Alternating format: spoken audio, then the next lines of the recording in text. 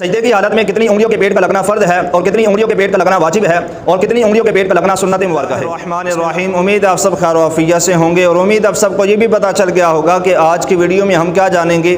اگر میں یہ کہوں تو شاید جھوٹ نہیں ہوگا کہ ہماری ایک تعداد ایسی ہے جو اس مسئلے سے ناواقف ہے، انہیں اس مسئلے کا پتہ ہی نہیں ہے کہ سجدے کی حالت میں کتنی انگلیوں کے پیٹ کا لگنا فرض ہے، کتنی کا واجب ہے اور کتنی کا سنت مبارکہ ہے۔ تو تمام احباب سے گزارش ہے کہ ویڈیو یہاں تک ضرور دیکھیں۔ جو اس چینل پہ نئے ہیں وہ اس چینل کو سبسکرائب فرما لیں، بیل آئیکن کو ضرور پریس فرمائیں تاکہ ہر نئی آنے والی ویڈیو آپ تک پہنچتی رہے۔ تو سب سے پہلے اس کے متعلق حضور علیہ السلام کا فرمان سنتے ہیں، جس کے راوی حضرت ابو ہریرہ رضی اللہ تعالیٰ عنہ ہیں۔ فرماتے ہیں کہ حضور علیہ السلام نے ارشاد فرمایا کہ آدمی 60 سال تک نماز پڑھتا رہتا ہے لیکن اس کی کوئی بھی نماز رب کی بارگاہ میں قبول نہیں ہوتی۔ عرض کی گئی، پوچھا گیا یا رسول اللہ صلی اللہ علیہ وسلم وہ کیوں؟ تو حضور علیہ السلام نے ارشاد فرمایا اس لیے کہ وہ رکوع اور سجود صحیح طریقے سے ادا ہی نہیں کرتا۔ تو اس پر ہم خود غور فرما لیں کہ ہمیں بھی نماز پڑھتے جو ہے وہ کتنا عرصہ گزر گیا، زندگی کا ایک حصہ ہمیں نماز پڑھتے گزر گیا، 10 سال 20 سال 30 سال ہمیں ہو گئے نماز پڑھ تو رہے ہیں، کیا ہم رکوع اور سجود صحیح طریقے سے ادا کر رہے ہیں یا نہیں کر رہے؟ اور حضور علیہ السلام کے اس فرمان عبرت نشان کو ہمیں اپنے سامنے رکھنا ہوگا کہ حضور علیہ السلام نے ارشاد فرمایا کہ آدمی 60 سال تک نماز پڑھتا رہے، رکوع اور سجود صحیح طریقے سے ادا نہ کرے تو اس کی کوئی بھی نماز رب کی بارگاہ میں قبول نہیں ہوگی۔ تو اس لیے ہمیں نماز پڑھنے سے پہلے نماز پڑھنے کا طریقہ سیکھنا چاہیے، نماز کے مسائل جو ہیں ان کا پتہ ہونا چاہیے کہ نماز کی شرائط کتنی ہیں، نماز کے فرائض کتنے ہیں، نماز کے واجبات کتنے ہیں، نماز کے مستحبات کتنے ہیں، نماز کے مکروہات کتنے ہیں۔ تو ہمیں ان مسائل کا پتہ ہونا چاہیے تاکہ ہم نماز پڑھ رہے ہیں کیا صحیح پڑھ رہے ہیں کہ نہیں پڑھ رہے۔ بلکہ روایت میں آتا ہے کہ کل بروز قیامت بندے سے سب سے پہلے نماز کے بارے میں پوچھا جائے گا، نماز کے بارے میں سوال ہوگا۔ اگر نماز درست ہوگی تو سارے اعمال درست مانے جائیں گے، اگر نماز ہی درست نہ ہوئی تو سارے اعمال اس کے منہ پہ مار دیا جائیں گے۔ تو اس لیے نماز ایک اہم فریضہ ہے، نماز ایک اہم عبادت ہے جس کا ذکر اللہ تبارک و تعالیٰ نے قرآن پاک میں 700 سے زائد مرتبہ مختلف صیغوں کے ساتھ فرمایا کہ نماز قائم کرو، نماز قائم کرو۔ نماز پڑھنے کا طریقہ بیان فرما دیا گیا۔ تو ہمیں چاہیے کہ ہم نماز پڑھنے سے پہلے نماز پڑھنے کا طریقہ سیکھیں تاکہ ہمیں نماز کی لذت، نماز کی چاشنی نصیب ہو۔ جس طرح روایت میں آتا ہے کہ جب تم رکوع کرو تو تمہاری رکوع کی کیفیت، حالت یہ ہونی چاہیے کہ اگر تمہاری پیٹھ پر پانی کا پیالہ رکھ کر کھینچا جائے تو پانی نیچے نہ گرے۔ تو ہم خود غور کر لیں کہ جب ہم رکوع کرتے ہیں تو ہماری رکوع کی کیفیت، حالت کیا یہ ہوتی ہے کہ اگر کوئی پانی کا پیالہ رکھ کر کھینچے پیٹھ پر تو پانی نیچے نہ گرے۔ جس طرح روایت کے الفاظ ہیں کہ اللہ تبارک و تعالیٰ اس بندے کی نماز کی طرف نظر ہی نہیں فرماتا کہ جو رکوع اور سجود صحیح طریقے سے ادا نہیں کرتا۔ تو اس لیے ہمیں نماز پڑھنے سے پہلے نماز کے مسائل سیکھنا چاہیے، نماز پڑھنے کا پریکٹیکل طریقہ سیکھنا چاہیے۔ تو نماز ایک اہم فریضہ ہے جس کو اللہ تبارک و تعالیٰ نے ہم پر فرض فرمایا ہے، اسلام کے ارکان میں سے ایک رکن ہے۔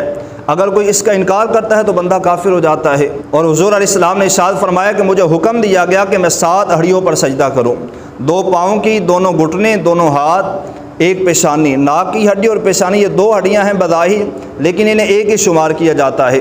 تو فرمایا کہ مجھے حکم دیا گیا کہ میں 7 ہڈیوں پر سجدہ کروں۔ اور سجدے کے متعلق شرعی مسئلہ یہ ہے کہ سجدے کی حالت میں کتنی انگلیوں کے پیٹ کا لگنا فرض ہے، کتنی کا واجب ہے اور کتنی کا سنت مبارکہ ہے۔ تو شرعی مسئلہ یہ ہے کہ سجدے کی حالت میں پاؤں کی ایک انگلی کے پیٹ کا لگنا یہ فرض ہے۔ چلتے ہوئے پاؤں کی انگلیوں کا جو پیٹ زمین پہ لگتا ہے اسے پیٹ کہتے ہیں، اور سجدے کی حالت میں پاؤں کی ایک انگلی کا پیٹ کا لگنا یہ فرض، اور ہر پاؤں کی 3 انگلیوں کے پیٹ کا لگنا یہ واجب ہے، اور پاؤں کی 10 انگلیوں کے پیٹ کا لگنا یہ سنت مبارکہ ہے۔ بعض لوگ جو ہے وہ غلطی کی وجہ سے توجہ نہیں دیتے، کیا کرتے ہیں سجدے کی حالت میں پیچھے سے پاؤں اٹھا لیتے ہیں۔ اگر کسی نے سجدے کی حالت میں پیچھے سے پاؤں اٹھا لیے تو اس کی نماز جاتی رہے گی، نماز ٹوٹ جائے گی، نئے سرے سے اس کو دوبارہ نماز پڑھنی ہوگی۔ تو اس لیے جب بھی سجدہ کریں اپنے پاؤں جو ہیں وہ سجدے کی حالت میں جما کر رکھیں۔ جب سجدہ کریں تو پیشانی کا جمنا بھی ضروری ہے، پیشانی کو جو ہے وہ سختی محسوس ہو۔ بعض لوگ کیا کرتے ہیں تھوڑا سا سر رکھتے ہیں سجدے میں اور فوراً جو ہے وہ سر اٹھا لیتے ہیں، پیشانی جماتے نہیں ہیں۔ تو یہ یاد رکھیے شرعی مسئلہ یہ ہے کہ جب سجدہ کرنا ہے تو سجدے کی حالت میں پیشانی کا جمنا ضروری ہے۔ اور سجدے کی حالت میں پیچھے پاؤں کی ایک انگلی کا پیٹ کا لگنا فرض ہے۔ اگر کسی نے پیچھے سے پاؤں اٹھا لیے، بھولے سے اٹھائے یا جان بوجھ کر اٹھا لیے، تو اس کی نماز جاتی رہے گی، نماز ٹوٹ جائے گی۔ اس لیے جب بھی سجدہ کریں تو توجہ کے ساتھ کریں۔ جب سجدے میں جائیں تو پیچھے جو ہے وہ پاؤں کی انگلیوں کے پیٹ جو ہیں ان کو جو ہے وہ نیچے دبا کر رکھیں تاکہ ہمارا سجدہ صحیح طریقے سے ادا ہو سکے۔ اب بعض لوگ نماز بھی پڑھتے ہیں، 5 وقت کے نمازی ہوتے ہیں، نماز پڑھ کے مسجد سے باہر جاتے ہیں تو گناہوں میں مشغول ہو جاتے ہیں۔ پھر ہو سکتا ہے کہ ذہن میں سوال بھی آتا ہو کہ بھی نماز تو پڑھتا ہوں، 5 وقت کا نمازی ہوں، لیکن اس کے باوجود گناہوں سے باز نہیں آتا۔ عرصہ ہو گیا مجھے نماز پڑھتے ہوئے، 5 وقت کی نماز مسجد میں ادا کر رہا ہوں، لیکن گناہوں سے باز کیوں نہیں آ رہا؟ حالانکہ پڑھا بھی ہے، سنا بھی ہے کہ نماز بے حیائی اور برے کاموں سے روکتی ہے۔ میں نماز بھی پڑھ رہا ہوں، اس کے باوجود گناہوں سے باز کیوں نہیں آ رہا؟ تو اس پر ہمیں خود غور کرنا ہوگا کہ کیا میں نماز صحیح طریقے سے پڑھ بھی رہا ہوں کہ نہیں پڑھ رہا؟ جس طرح رکوع اور سجود ادا کرنے کا حق ہے، میں اس طرح ادا کر بھی رہا ہوں کہ نہیں کر رہا؟ حالانکہ نماز کی جو ہے وہ لذت، نماز کی چاشنی نصیب ہوتی ہے کہ جب بندہ نماز صحیح طریقے سے ادا کرے۔ نماز بے حیائی اور برے کاموں سے روکتی ہے، لیکن اس وقت جب بندہ نماز صحیح طریقے سے ادا کرے، جس طرح حضور علیہ السلام نے ہمیں نماز پڑھنے کا طریقہ بتایا ہے، اس طرح ہم پڑھ کے تو دیکھیں۔ ہمیں نماز کی لذت، نماز کی چاشنی نصیب نہ ہو تو پھر کہیں، جس طرح حضرت مجدد الفسانی رحمۃ اللہ تعالی علیہ فرماتے ہیں کہ جو لذت نماز میں موجود ہے وہ کسی اور جگہ موجود ہی نہیں ہو سکتی۔ جس طرح روایت میں آتا ہے کہ حضرت رابعہ بصریہ رحمۃ اللہ تعالی علیہ کے گھر ایک چور جو ہے وہ داخل ہوا رات کے وقت۔ اس نے جو ہے سارے گھر کی تلاشی لی، اسے کچھ نہ ملا سوائے ایک لوٹے کے۔ جب وہ جانے لگا تو حضرت رابعہ بصریہ نے اسے دیکھ لیا، کہا کہ بھائی اگر تم چور ہو تو یہاں سے خالی ہاتھ نہیں جاؤ گے۔ تو اس نے کہا اے رابعہ، یہاں ہے ہی کیا جو میں لے کے جاؤں گا؟ صرف ایک لوٹا ہے، اس لوٹے کے علاوہ اور کچھ ہے ہی نہیں، میں لے کر کیا جاؤں گا؟ تو آپ رحمۃ اللہ تعالی علیہ نے کہا کہ بھائی تم اس طرح کرو، اس لوٹے کو اٹھاؤ، وضو کرو، وضو کر کے کمرے میں داخل ہو کر 2 رکعت نماز ادا کرو، یہاں سے کچھ نہ کچھ لے کے جاؤ گے۔ اس نے وضو کیا، وضو کر کے جو ہے وہ کمرے میں داخل ہو گیا، نماز میں مشغول ہو گیا۔ اب جو ہے اس نے سر سجدے میں رکھ لیا۔ ادھر حضرت رابعہ بصریہ رحمۃ اللہ تعالی علیہ نے رب کی بارگاہ میں ہاتھ اٹھا لیے، عرض کی یا مالک مولا، یہ میرے گھر چوری کرنے کے لیے آیا، اس سے کچھ نہ ملا، اب میں نے اسے تیری بارگاہ میں کھڑا کر دیا ہے، اسے اب خالی ہاتھ نہ لوٹانا۔ تو راوی لکھتے ہیں کہ رات کا آخری پہر ہوا تو حضرت رابعہ بصریہ نے سوچا میں دیکھوں تو صحیح کہ وہ کیا کر رہا ہے، کس حالت میں ہے۔ تو حضرت رابعہ بصریہ جب دیکھنے جاتی ہیں تو یہ دیکھ کر حیران رہ جاتی ہیں کہ وہ حالت سجدے میں ہے اور اپنے نفس کو ڈانٹ ڈانٹ کے کہہ رہا ہے کہ اے نفس بتا، اگر کل بروز قیامت تجھے تیرے رب نے اپنے رحمت کے دروازے سے دور کر دیا تو کس کے دروازے پہ جائے گا؟ اے نفس بتا، اگر کل بروز قیامت تیرے سارے گناہ تیرے سامنے رکھ کے اگر تجھ سے تیرے رب نے پوچھ لیا کہ اے میرے بندے، تو لوگوں سے چھپ چھپ کر تو گناہ کرتا تھا، آج گناہوں کی گٹھلی لے کر میری بارگاہ میں حاضر ہو گیا ہے۔ اس طرح وہ زاروں کی طرح رو بھی رہا ہے، آنکھوں سے آنسو بھی جاری ہیں اور اپنے نفس کو ڈانٹ ڈانٹ کے کہہ رہا ہے کہ کل بروز قیامت جب میدان محشر قائم ہوگا، رب کی بارگاہ میں تجھے کھڑا کیا جائے گا تو رب کو کیا جواب دے گا؟ اس طرح وہ اپنے نفس کو ڈانٹ رہا ہے۔ جب وہ سر سجدے سے اٹھاتا ہے تو حضرت رابعہ بصریہ اس سے پوچھتی ہیں بھائی بتاؤ رات کیسی گزری؟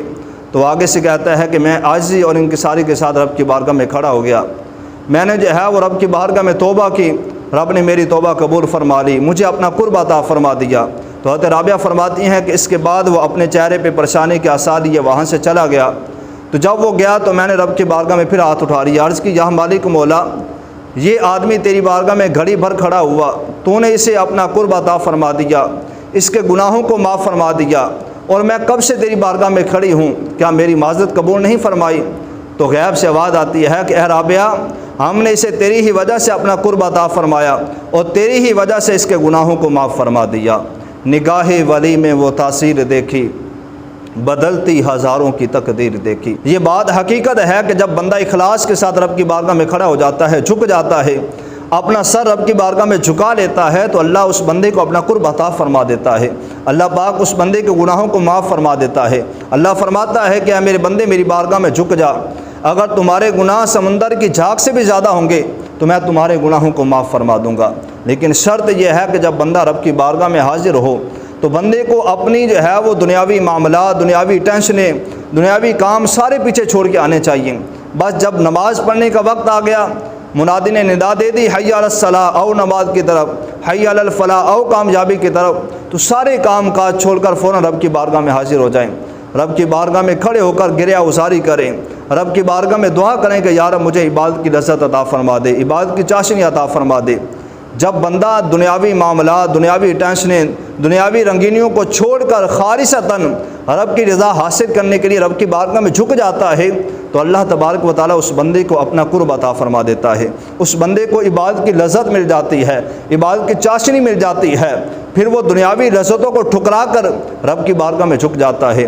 اس لیے جب بھی رب کی بارگاہ میں کھڑے ہوں، رب کی بارگاہ میں کھڑے ہونے کی سعادت ملے تو اخلاص کے ساتھ کھڑے ہوں، ریاکاری نہ ہو، کیونکہ جو ریاکاری کرتا ہے، دکھاوے کے ساتھ عمل کرتا ہے تو وہ سارا عمل اس کے منہ پہ مار دیا جاتا ہے۔